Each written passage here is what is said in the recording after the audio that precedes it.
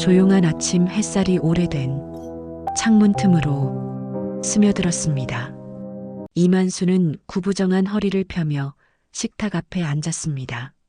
식탁 위에는 식은 국 한 그릇과 남은 밥이 덩그러니 놓여 있었습니다. 그는 숟가락을 들었다 놓기를 반복하며 한숨을 삼켰습니다. 집안은 너무나 고요했습니다.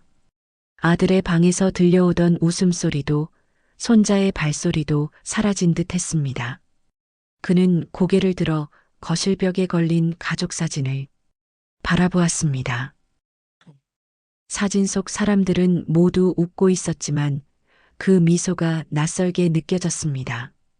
은정은 부엌에서 나와 무표정한 얼굴로 냉장고 문을 닫았습니다. 아버님, 오늘 점심은 저희가 밖에서 먹을 거예요. 그녀의 말은 예의 바른 듯 들렸지만 온도는 얼음장 같았습니다. 만수는 고개를 끄덕였지만 그 안에는 씁쓸한 미소가 스쳤습니다. 그는 말없이 자리에서 일어나 마당으로 나갔습니다. 텃밭 한쪽에는 얼어붙은 상추가 고개를 숙이고 있었습니다. 손끝으로 흙을 쓸어보던 만수는 잠시 멈춰 섰습니다. 언젠가 손자 지호가 심던 작은 꽃이 시들어 있었습니다. 지호가 참 좋아했는데라는 생각이 스쳤습니다. 그때 부엌 창문 너머로 은정의 낮은 목소리가 들렸습니다. 여보, 솔직히 아버님 계시면 불편해. 이젠 우리도 좀 편하게 살자.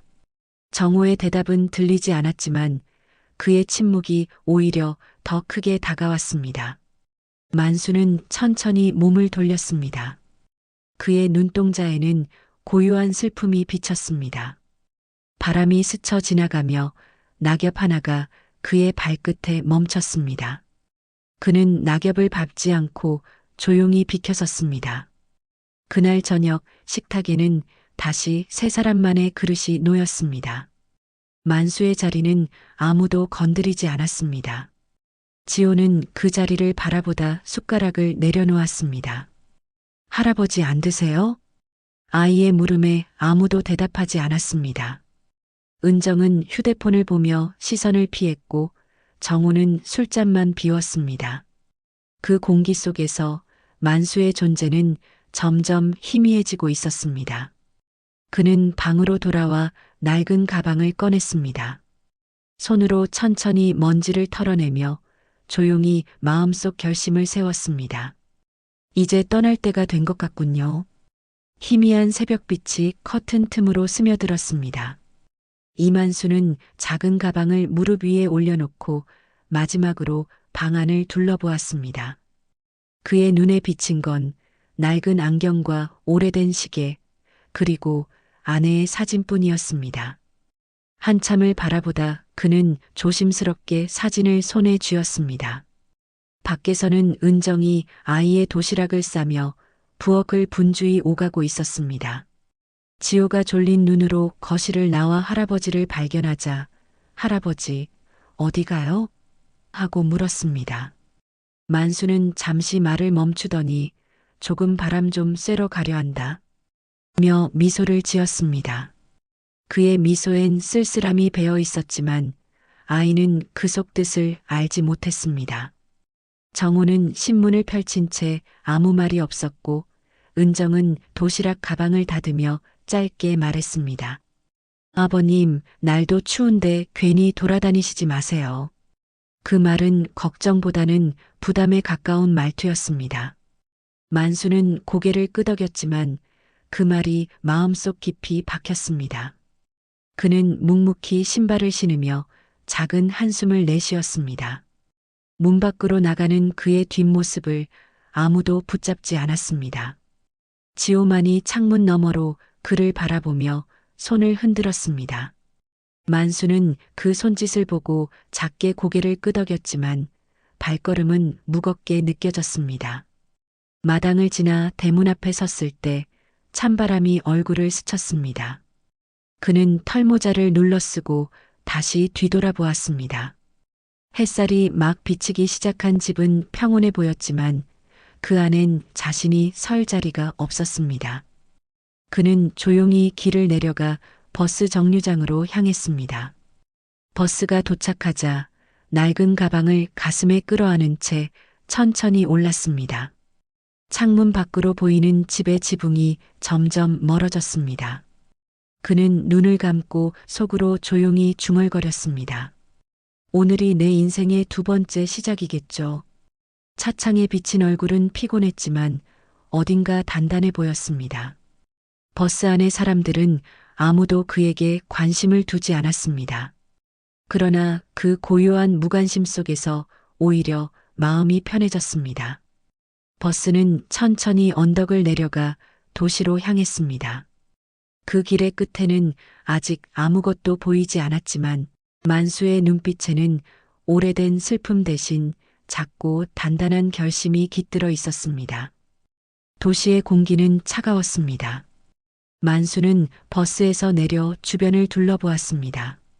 사람들은 바쁘게 오가며 서로의 얼굴조차 보지 않았습니다. 그의 낡은 구두는 젖은 아스팔트 위를 천천히 밟아 나갔습니다. 손에는 집에서 챙겨온 작은 가방 하나뿐이었습니다. 주머니 속에는 얼마 안 되는 현금과 신분증, 그리고 접힌 가족 사진이 들어 있었습니다. 그는 눈을 내리깔며 낯선 거리의 간판들을 읽어 내려갔습니다. 고물상 구함이라는 작은 종이 쪽지가 전봇대에 붙어 있었습니다. 그는 잠시 머뭇거리더니 조심스럽게 그 쪽지를 찢어 손에 쥐었습니다. 그의 발걸음이 다시 천천히 움직이기 시작했습니다. 작은 골목 끝, 녹슨 철문 너머로 고물상 사장 장 씨가 낡은 박스를 정리하고 있었습니다. 만수는 조심스레 다가가 인사를 건넸습니다. 장 씨는 그를 위아래로 훑어본 뒤 말없이 고개를 끄덕였습니다. 일할 수 있겠습니까? 라는 눈빛이 오갔고 만수는 묵묵히 고개를 끄덕였습니다. 그는 그날 바로 일손을 보탰습니다. 무거운 쇠붙이를 옮기고 찢어진 상자를 정리하며 하루를 버텼습니다. 손끝은 거칠게 갈라졌지만 그는 한 번도 쉬지 않았습니다. 일이 끝나갈 무렵 장 씨가 말없이 따뜻한 라면 한 그릇을 건넸습니다. 그는 그 자리에서 조용히 라면을 먹으며 마음속에 오래 묵은 허기를 달랬습니다. 뜨거운 국물이 목을 타고 내려갈 때 눈가가 저절로 젖어들었습니다. 밤이 찾아오자 그는 허름한 쉼터로 향했습니다. 좁은 방에는 여러 노인들이 담요를 덮고 누워 있었습니다. 그들 중 몇몇은 가족이 있다고 했고 또 몇몇은 이름조차 잊은 채 지냈습니다. 만수는 방 한쪽에 자리를 잡고 가방을 베개 삼았습니다. 가방 안에는 아내의 사진과 손자 지호의 편지가 들어 있었습니다. 그는 사진을 조심스럽게 꺼내어 손끝으로 문질렀습니다. 나 잘하고 있죠? 속삭이듯 중얼거렸습니다. 창문 너머로 도시의 불빛이 반짝였고 먼 곳에서 사이렌 소리가 울렸습니다. 그 불빛 속에서 그는 어쩐지 다시 살아있다는 감각을 느꼈습니다. 그리고 천천히 눈을 감았습니다. 거리는 눈으로 덮여 있었습니다. 하얀 입김이 퍼지는 겨울 저녁, 고물상 앞에는 새희망 재활용이라는 간판이 걸려 있었습니다. 이만수는 장갑을 벗고 굳은 손을 비벼가며 공방 문을 닫고 있었습니다. 그의 옆에는 젊은 청년 둘이 있었다. 그들은 만수를 사장님이라 부르며 따뜻한 눈빛으로 인사를 건넸습니다. 그는 고개를 끄덕이며 내일 보세라고 답했습니다. 문을 잠그고 나선 그는 잠시 하늘을 올려다봤습니다. 눈송이가 조용히 그의 어깨 위로 떨어졌습니다. 그 순간 멀리서 낡은 트럭 한 대가 다가오고 있었습니다. 트럭의 헤드라이트가 눈발을 가르며 천천히 멈춰 섰습니다. 차 문이 열리자 그 안에서 은정이 내렸습니다. 그녀는 허름한 코트를 여미며 다급히 만수를 향해 걸어왔습니다. 아버님, 정말 여기 계셨군요. 그녀의 목소리는 떨렸지만 그 안에는 오래된 후회가 섞여 있었습니다. 만수는 아무 말 없이 그녀를 바라보았습니다. 그의 눈빛은 차갑지도 따뜻하지도 않았습니다. 그저 세월을 지나온 사람의 고요함이 담겨 있었습니다. 은정은 손을 떨며 서류 한 장을 꺼냈습니다. 그 종이에는 경매로 넘어간 집의 서류가 찍혀 있었습니다. 집이 팔렸어요. 우리 갈 데가 없어요. 만수는 잠시 고개를 숙였습니다. 그는 트럭 짐칸을 열어 담요와 도시락 상자를 꺼냈습니다. 이거 추우니까 덮어. 그의 목소리는 낮고 단단했습니다. 은정은 눈물이 맺힌 채 손을 내밀었지만 손끝이 떨려 상자를 제대로 받지 못했습니다. 만수는 그녀의 손에 도시락을 올려주며 조용히 덧붙였습니다. 사람이 제 자리를 알아야 늦지 않지요. 그 말은 꾸짖음 같았지만 그 속에는 연민이 스며 있었습니다. 눈발은 점점 거세졌고 두 사람의 발자국은 서서히 희미해졌습니다. 멀리서 아이 지호의 목소리가 들려왔습니다.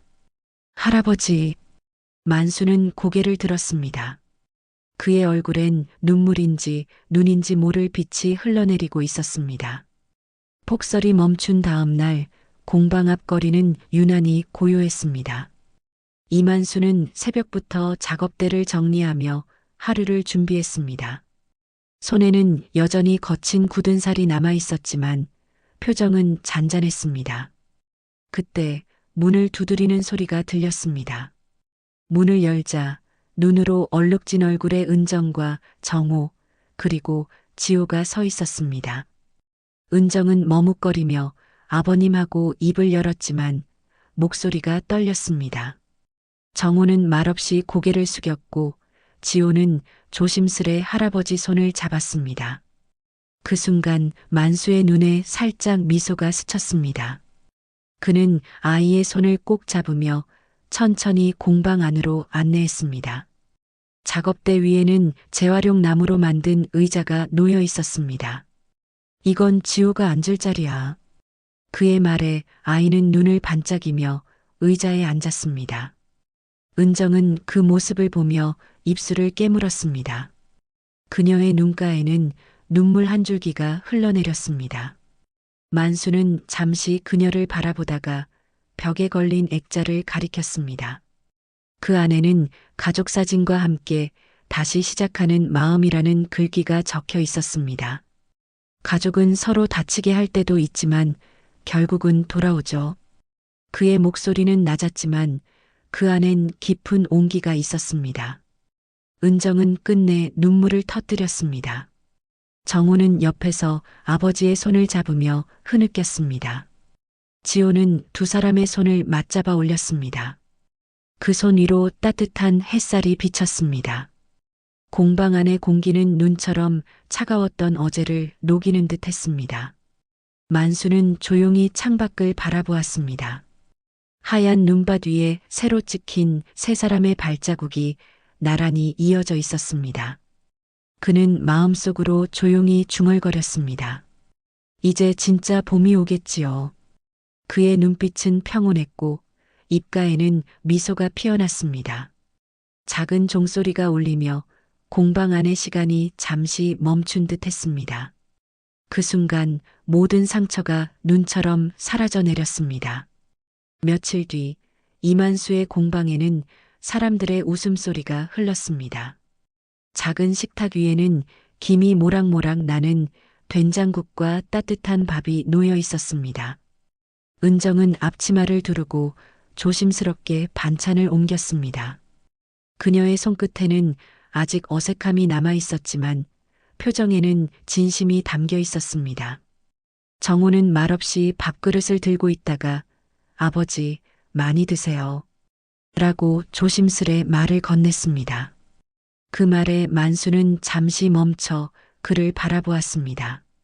그리고 천천히 미소를 지었습니다. 이제 내가 이런 말도 다 하는구나. 짧은 대화였지만 공기 속엔 오랜 벽이 무너지는 소리가 들리는 듯 했습니다. 지호는 두 사람을 번갈아 보며 행복하게 웃었습니다. 그때 공방 문이 열리고 이웃 청년들이 들어왔습니다. 사장님, 오늘도 일 도와드리러 왔어요. 밝은 목소리에 공방 안의 분위기가 더욱 따뜻해졌습니다. 만수는 젊은이들을 반갑게 맞으며 자리를 내주었습니다. 이제 우리 다 같이 밥 먹읍시다. 혼자 먹는 밥보다 여럿이 먹는 게 훨씬 낫지요.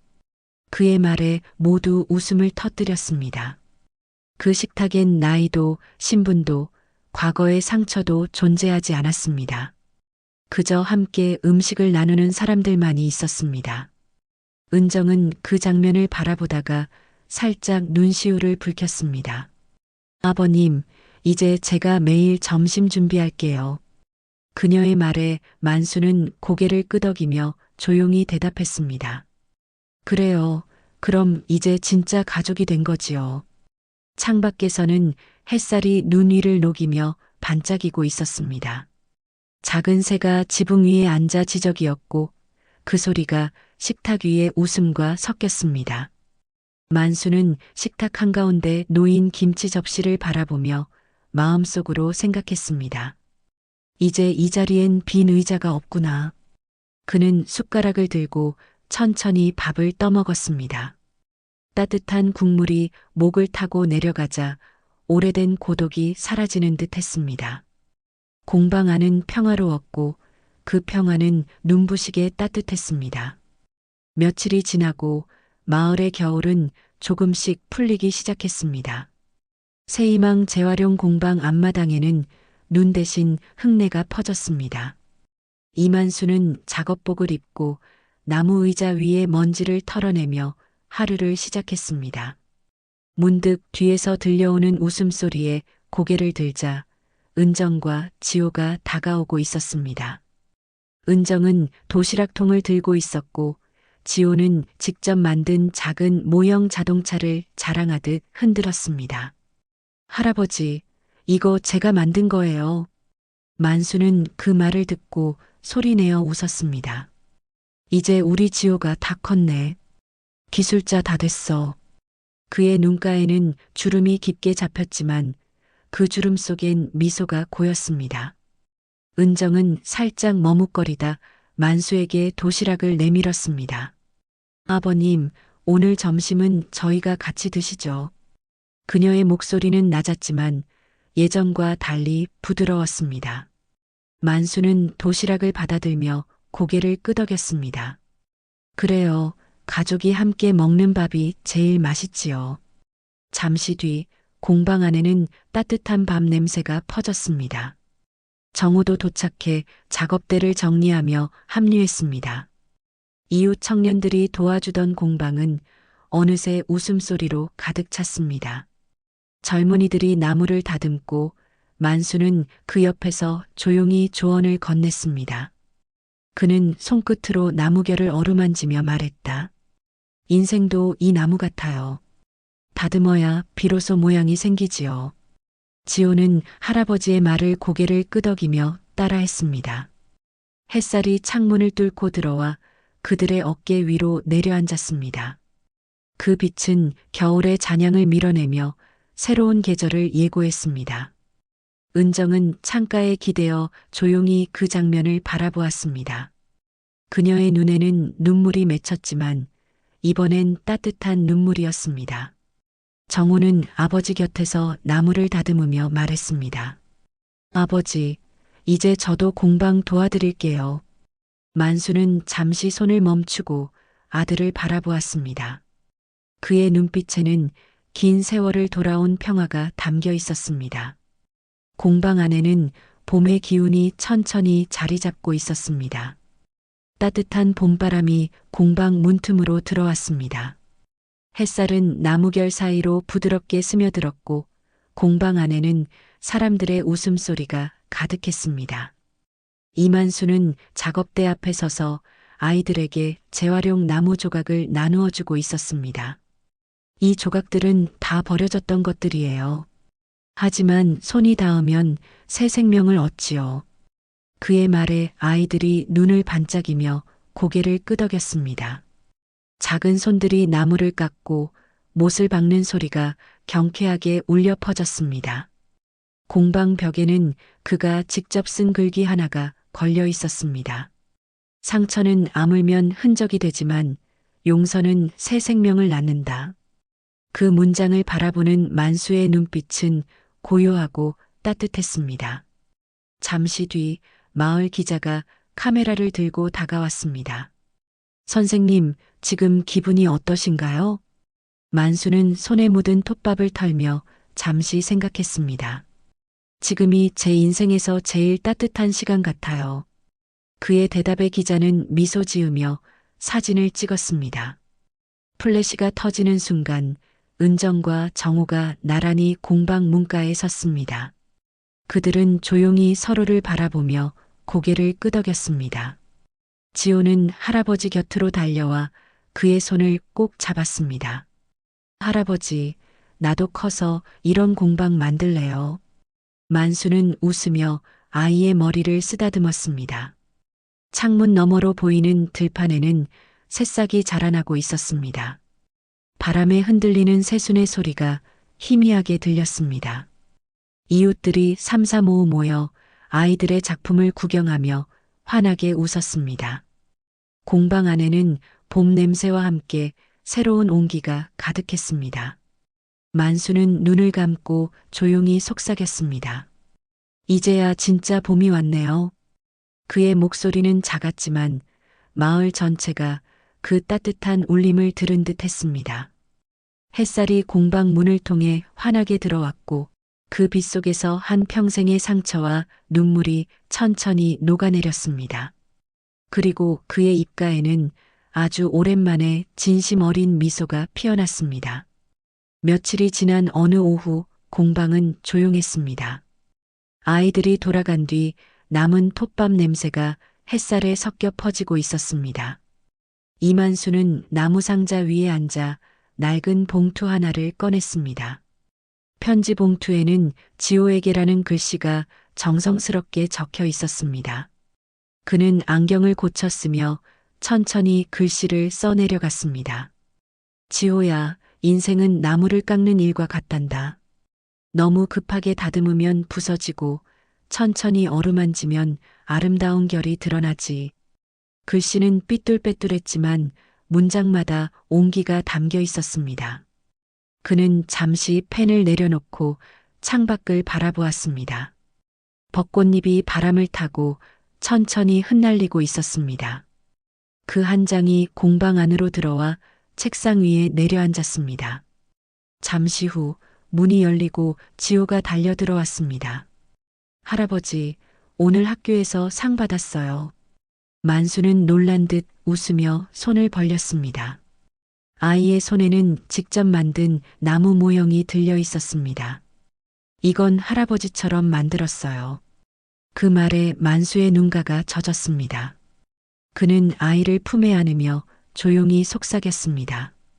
그래, 내 손으로도 세상을 따뜻하게 만들 수 있겠지. 그날 저녁 그는 편지를 봉투에 넣어 지호의 책가방에 살짝 넣었습니다. 창가에 앉아 노을을 바라보던 그의 얼굴엔 고요한 미소가 피어났습니다. 붉게 물든 하늘 아래 공방의 간판 새희망 재활용이 빛을 받으며 반짝였습니다.